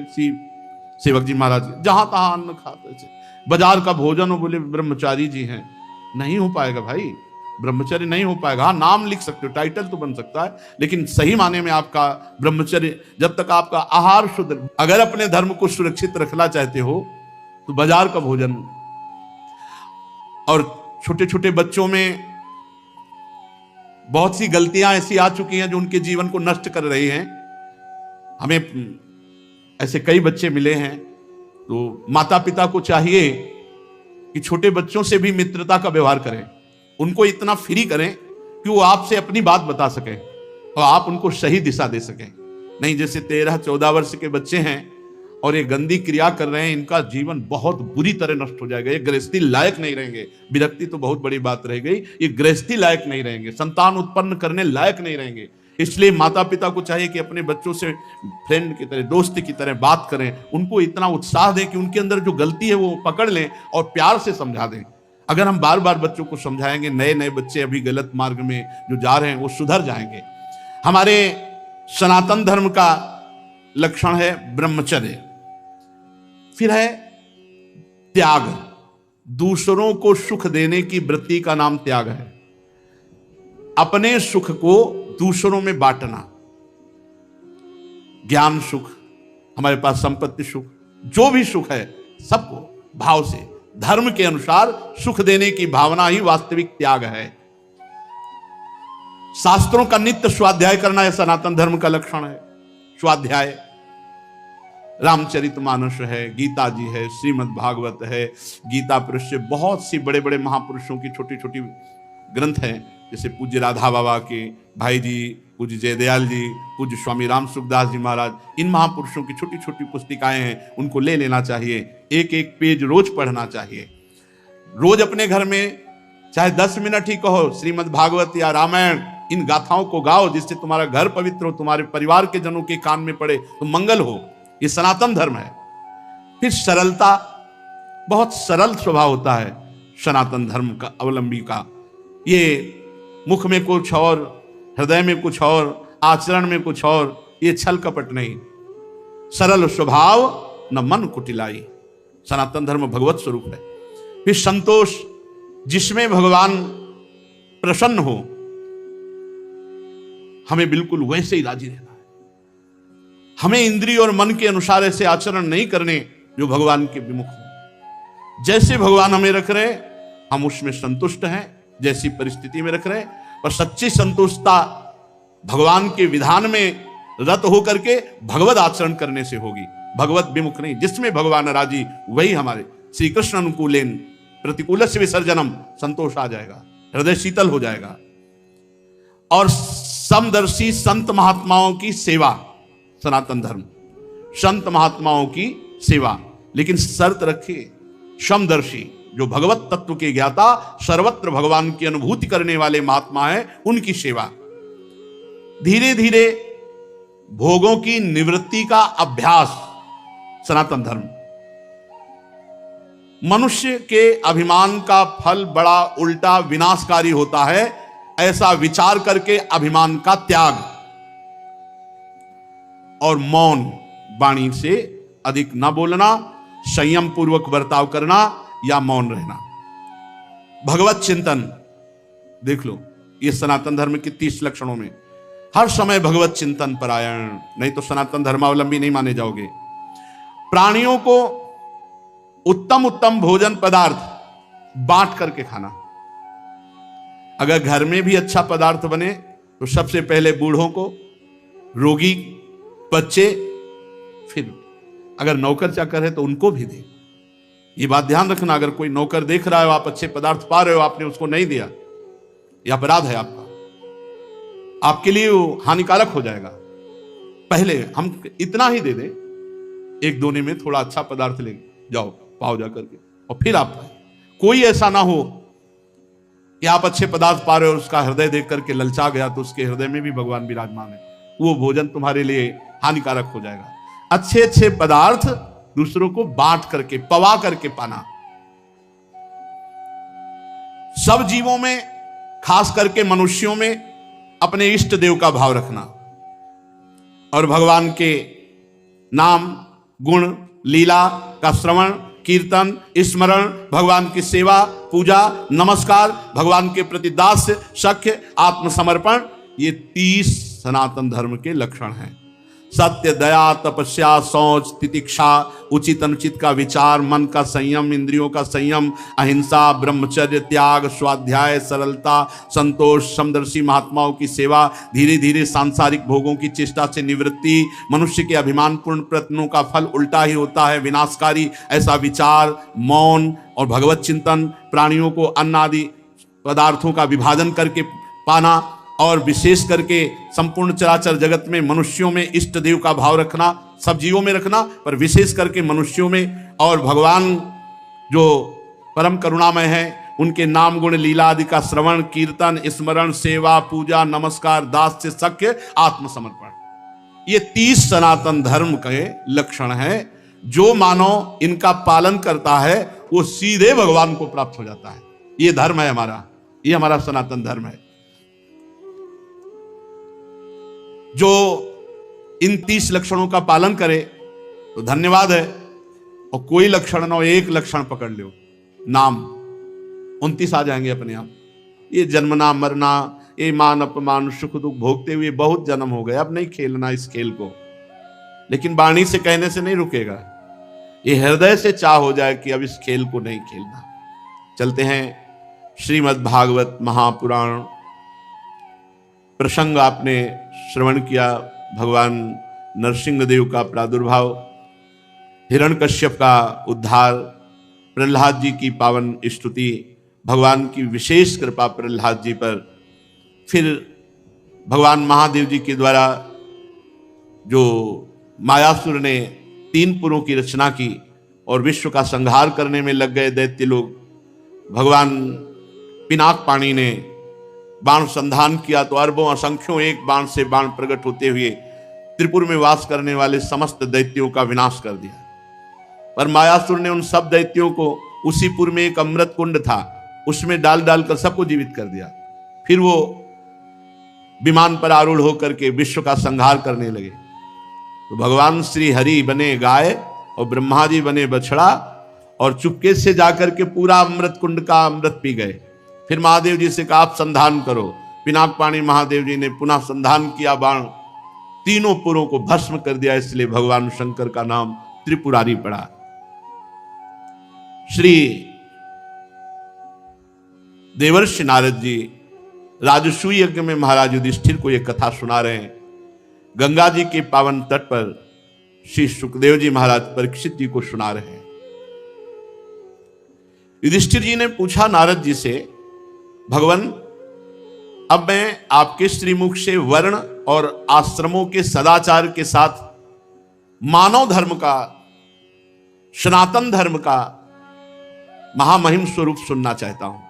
क्या सदाचार है, क्या वर्ण धर्म है, क्या आश्रम धर्म है और क्या मानव धर्म है और क्या सनातन धर्म है? क्योंकि धर्म से ही मनुष्य को ज्ञान होता है, अधर्मी को अज्ञान घेरता है, धर्मात्मा को ही ज्ञान होता है और ज्ञानी पुरुष ही संसार के भोगों का त्याग करके भगवत मार्ग का अनुसरण करके भगवान का साक्षात्कार करता है। हे देवर्षि नारद जी, आप स्वयं प्रजापति ब्रह्मा जी के पुत्र हैं। आपकी तपस्या, योग एवं समाधि ये इतनी सर्वश्रेष्ठ है कि आपकी समानता कोई नहीं कर सकता। आप समान भाव वाले, नारायण परायण, दयालु, सदाचारी, शांत और भगवत धर्म के गुप्त से गुप्त रहस्य को जानने वाले हैं। इसलिए आप जैसा वर्णन करेंगे दूसरे की सामर्थ्य नहीं है। आप कृपा करके हमारे प्रश्न का उत्तर दीजिए। वर्ण धर्म क्या है, आश्रम धर्म क्या है, मानव धर्म क्या है और सनातन धर्म क्या है? नारद जी ने कहा, युधिष्ठिर, अजन्मा भगवान समस्त धर्मों के मूल कारण है। जितने भी धर्म हैं सबके मूल कारण परमेश्वर ही हैं, भगवान ही हैं। चाहे जिस नाम से पुकारा जाए सबके मूल कारण भगवान है।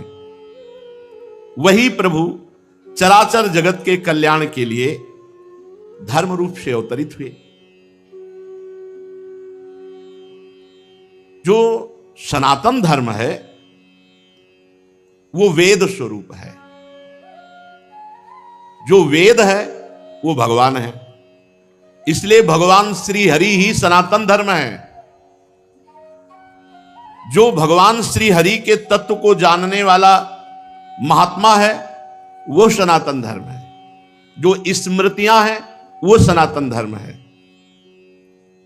धर्म पूर्वक जब कर्म किया जाता है तो कभी आत्मग्लानि नहीं होती, सदैव आनंद प्राप्त होता है। और जब धर्म से विमुख आचरण किया जाता है तो आत्मग्लानि होती है। हमारे सनातन धर्म के 30 लक्षण हैं। ये देवर्षि नारद जी कह रहे हैं सनातन धर्म क्या है? वेद। वेद क्या है? भगवान का साक्षात स्वरूप श्री हरि ही वेद रूप से हैं। तो सनातन धर्म वेद, सनातन धर्म श्री हरि और सनातन धर्म साक्षात भगवान का स्वरूप है। और ये 30 लक्षण हैं सनातन धर्म के। ये जो सनातन धर्मावलंबी जन हैं ध्यान दें, हमारे सनातन धर्म के 30 लक्षण हैं ये। सबसे पहला है सत्य। ये जो झूठ बोलते हैं, अपने को सनातन धर्मावलंबी कहते हैं, ये धर्म का उल्लंघन कर रहे हैं। और अब 100 में कम संख्या होगी, 1000 में कोई एक हो जो इस बात पर विचार करता हो कि मैं झूठ ना बोलूं। 1000 में 100 तो नहीं पढ़ पाएगा, 100 में 99 बोले तो नहीं चलेगा। 1000 में एक कोई होगा जो ये विचारवान हो कि मैं सत्य बोलूं, झूठ ना बोलूं। हम लोग बड़े गर्व से कहते हैं हम सनातन धर्मावलंबी हैं। तो सनातन धर्म का पहला लक्षण है सत्य। और सत्य क्या है? भगवान। सब कोई जानता है, मरने के बाद जब शव यात्रा होती तो सब बोलते हैं राम नाम सत्य है। जैसे अपने ब्रज में बोला जाता है कृष्ण नाम सत्य है, गोपाल नाम सत्य है, गोविंद नाम सत्य है। अगर भगवान का नाम जप नहीं करते तो किस बात के सनातन धर्मावलंबी? सत्य नहीं बोलते तो किस बात के सनातन धर्मावलंबी? रघुकुल रीति सदा चली आई, प्राण जाए पर वचन न जाए। एक बार कह दिया तो प्राण चले जाए पर अपने वचन नहीं झूठे होने देते थे। और यहां सुबह वचन देते हैं, शाम के भूल जाते हैं। सुबह कसम खाते हैं, शाम के तोड़। और हमें गर्व से कहते हैं हम सनातन धर्मावलंबी। हमारे सनातन धर्म के 30 लक्षण हैं। अगर ये लक्षण नहीं है तो आप कैसे कह सकते हो? पहला ही लक्षण है सत्य। सत्य है भगवान नारायण हरि राम कृष्ण। सत्य नारायण सच्चिदानंद रूपाय विश्वोत्पत्त्यादि हेतवे तापत्रय विनाशाय श्री कृष्णाय वयम नमः। जब भगवान कंस कारागार में प्रकट हो रहे हैं तो समस्त देवता करके जब स्तुति करते हैं तो पहला श्लोक है सत्यव्रतम त्रिसत्यम। त्रिकाल में जो सत्य है वो भगवान सत्य। नाम जप नहीं करते, सत्य नहीं बोलते, सत्य मार्ग पर नहीं चलते, किस बात के सनातन धर्मावलंबी? सत्य को समझो। दूसरा दया। ये हमारे सनातन धर्म के 30 लक्षण है। दया, सब पर दया। दया करने की सामर्थ्य उसी के हृदय में आएगी जो दया का उल्टा क्या है? याद। जिसे याद है कि मैं कौन हूं, मेरा कर्तव्य क्या है, मैं सनातन धर्मावलंबी हूं, मेरा कर्तव्य है सब पर दया करना और सदैव भगवान की याद में रहना और सत्य बोलना, सत्य आचरण करना। दो ये हुए। तीसरा है तपस्या। सनातन धर्म का लक्षण तपस्या किसे कहते हैं? जो अपने धर्म में चलने पर कष्ट प्राप्त होता है उसे आनंद पूर्वक सहा जाए, उसे तपस्या कहते हैं। जो भी अपने धर्म पर चलने पे कष्ट मिले, काम आदि जलाते हैं, क्रोध आदि जलाते हैं, बहुत प्रकार के ताप हैं। जैसे अब प्रातःकालीन बेला पर उठ करके स्नान करके अपनी दिनचर्या पे आना बड़ा कठिन है। 8 बजे तक खूब सोना, तो कहां वो 8 बजे तक सोना और कहां 2 बजे रात्रि के जग करके अपनी दिनचर्या करना। तो अपने धर्म के पालन में जो हमें कष्ट मिलता है उसे तपस्या कहते हैं। हमारे सनातन धर्म का तीसरा लक्षण है तप, तपस्या। चौथा है शौच। शौच माने पवित्रता, शरीर की बाहरी पवित्रता और हृदय की आंतरिक पवित्रता। ये सनातन धर्म है। खड़े खड़े लघु शंका करते हैं, पूरे कपड़े में छिट्टी पड़ती है, अपवित्र। शौचालय की सीट पर बैठकर लघु शंका करते हैं, उठे चल दिए, अपवित्र।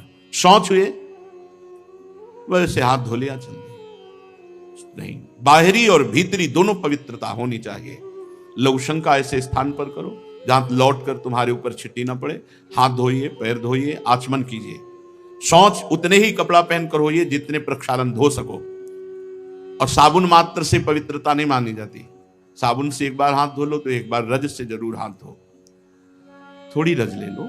मान लो आजकल बड़ी आधुनिकता है कि नालियां जाम हो जाएंगी, तो थोड़ी रज ले लो। और रज का स्पर्श ही पवित्र करता है। जल, मिट्टी, रज आदि से बाहरी पवित्रता। और छल कपट, गंदी बातें सोचना, गंदी बातों के संकल्प बनाना, ये सब अंदर की अपवित्रता है। इसका त्याग कर दे। छल कपट, गंदी बातों का चिंतन, गंदी बातों का संकल्प त्याग करने से आंतरिक पवित्रता होती है। और बाह्य और आंतरिक दोनों पवित्रता पूर्ण रूप से सुरक्षित रहेगी यदि धर्म का पहला लक्षण सत्य। सत्य है हरि, सत्य है हरि नाम, यदि नाम चल रहा है तो भीतर और बाहर दोनों से पवित्र रहोगे। सवाय अभ्यंतर शुचि, वाय अभ्यंतर शुचि। जो नाम जापक है उस अंदर और बाहर दोनों से पवित्र रहता है। जब तक पवित्र नहीं रहोगे तब तक आप उच्च कोटि के विचार वाले नहीं बनोगे। पक्की बात समझना, जितना आप पवित्र रहोगे उतने ही आपको दैवी संपदा के विचार आएंगे, उतने ही दिव्य महापुरुष आपसे मिलने आएंगे अव्यक्त रूप से। अब आप समझो, ये बात हम कह रहे हैं, इसमें कितने % लोग बच रहे हैं। पवित्रता बहुत जरूरी है। पवित्रता, ये जो आज के लोग है ना, बोले मन पवित्र होना चाहिए। सर ये बाहरी सब क्या है, तो दिखावा है। तो मन कैसे पवित्र होगा? बाहरी तो तुम्हारा मन अपवित्र हुआ है, भोगों में, शरीर में, संसार में। तो यहीं से पवित्रता शुरू होगी, तब तुम्हारा मन पवित्र होगा। बाहर से पवित्र होते होते अंदर पवित्र हो जाओगे। बाहर अपवित्र है तो। हमारा सनातन धर्म का लक्षण चौथा है पवित्रता। पहला सत्य, फिर दया, फिर तपस्या, फिर पवित्रता। 30 लक्षण है। ये सनातन धर्म है, इसको समझो। पवित्रता बड़ा कठिन है। पवित्र रहना, आप देखो, बड़ा कठिन है पवित्र रहना। पवित्रता अत्यंत अनिवार्य है सब साधक के ध्यान। पवित्रता, अगर पवित्रता नहीं तो आपका विचार उत्तम नहीं हो सकते। आप महापुरुषों का जो चिंतन शैली है वहां नहीं पहुंच सकते। कल एक आए थे भगत जी एकांतिक में, उन्होंने कहा आपने सत्संग में और एकांतिक में कहा कि मन की पीएचडी की है, तो हम भी मन की पीएचडी कर रहे हैं, तो हम आपसे बात करना चाहते हैं। हमारा मन, आपका मन, क्योंकि आपने भी पीएचडी की, हमने भी की। तुमको आप पढ़ के की? बोले हाँ। तुमको हम पढ़े थोड़ी पीएचडी, हमारा तो विनोद में कहा था, हम तो मन को पढ़ा है, हमने मन को पढ़ा है। आप मन के विषय में पढ़ा होगा, हमने मन को पढ़ा है। तो बोले फिर तो हमारा और मन आपका समान हुआ। तुम कहा तुम्हारे मन को देखने की हमारी रुचि नहीं है और हमारे मन में पहुंचने की तुम्हारी सामर्थ्य नहीं है। तुम्हारे मन को देखने की हमारी रुचि नहीं है, क्योंकि मन मन की रुचि जान इन्हें विधि अनुसार है, और तुम्हारा मन हमारे मन तक पहुंच जाए इतनी सामर्थ्य नहीं। आ जाएगी, मानो देह है, हरिवंश शरणागत हो, किसी सहचरी की कृपा हो जाए तो भले, नहीं ऐसे अनुमान से थोड़ी जान सकते हो। तितिक्षा, पांचवा है सहनशीलता। तितिक्षा ये सनातन धर्म है। देखो महाराज शिवी ने कबूतर की रक्षा के लिए अपने देह के मांस को काट के, तितिक्षा, दूसरों के हित के लिए, दूसरों के मंगल के लिए भीषण से भीषण कष्ट सह जाना, भारी से भारी कष्ट धर्म के लिए सह जाना। श्री गुरु गोविंद सिंह के दोनों लाडले राजकुमार प्राण प्रिय दीवाल में चुनाए जा रहे हैं, लेकिन धर्म के आगे ना उनके हृदय में शोक है, ना उनके हृदय में मोह है। धर्म के लिए बलिदान, तितिक्षा, हर कष्ट को सहकर अपने धर्म का पालन करना, धर्म का त्याग नहीं करना। धर्म भगवान का साक्षात स्वरूप है। अगर आप धर्म के लिए कष्ट सहेंगे तो फिर कष्ट रह ही नहीं जाएंगे, अद्भुत आनंद आएगा। तितिक्षा, हर कदम धर्मात्मा पुरुष के सामने कष्ट रूपी कांटे बिछाए जाते हैं, और जब उन पर वो चलता है तो हर कांटा उसके लिए फूल के समान हो जाता है। पर इतनी हिम्मत होनी चाहिए, ये धर्म रूपी मार्ग में चलने पर ये शूल फूल बन जाएंगे, पर पहले शूल। इसीलिए धर्म पर चलना बड़ा कठिन होता है। तितिक्षा, सहनशीलता, हर परिस्थिति में सहनशीलता,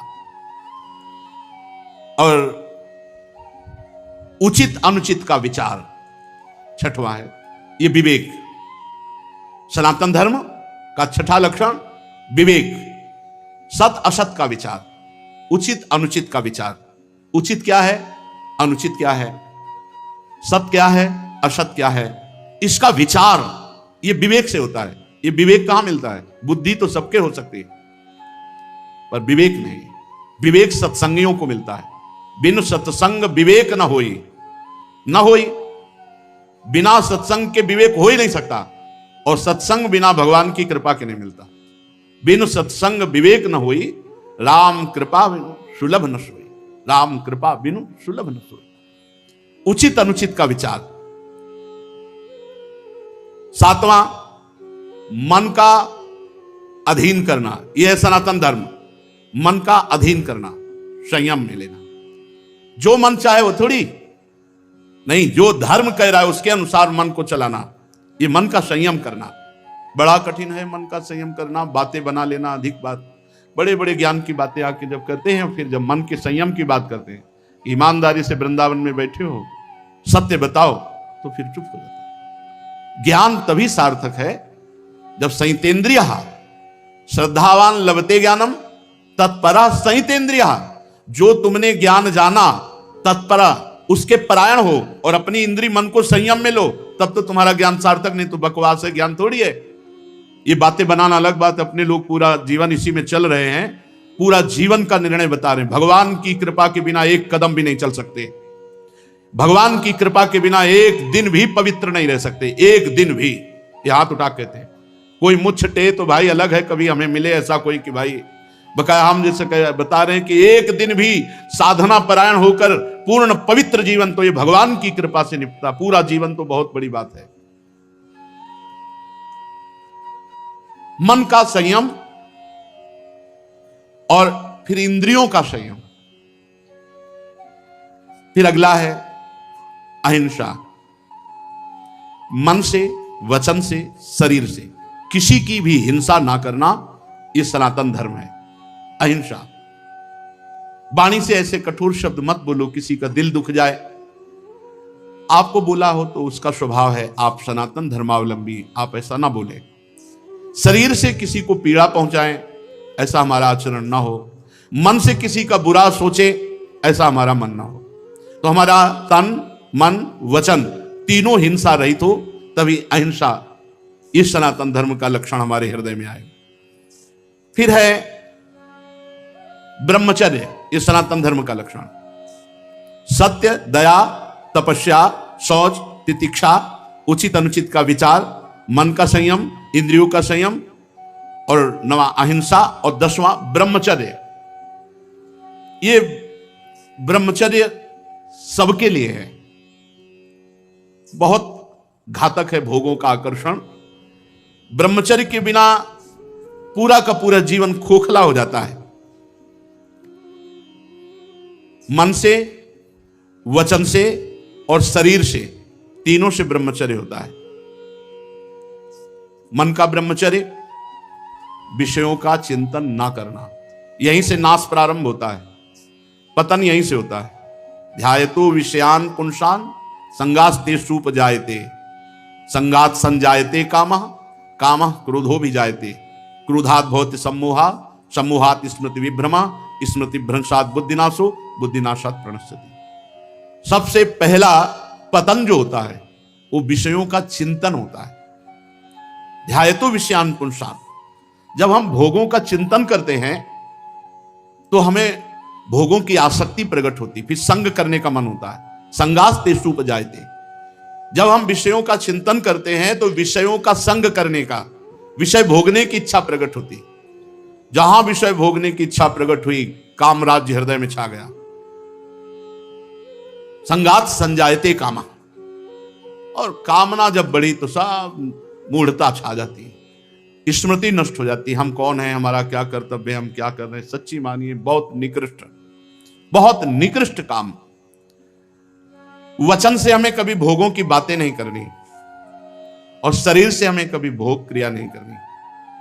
अधर्मयुक्त क्रिया का त्याग, धर्मयुक्त क्रिया की स्वीकृति, ये गृहस्थ धर्म और संपूर्णतया विरक्त धर्म।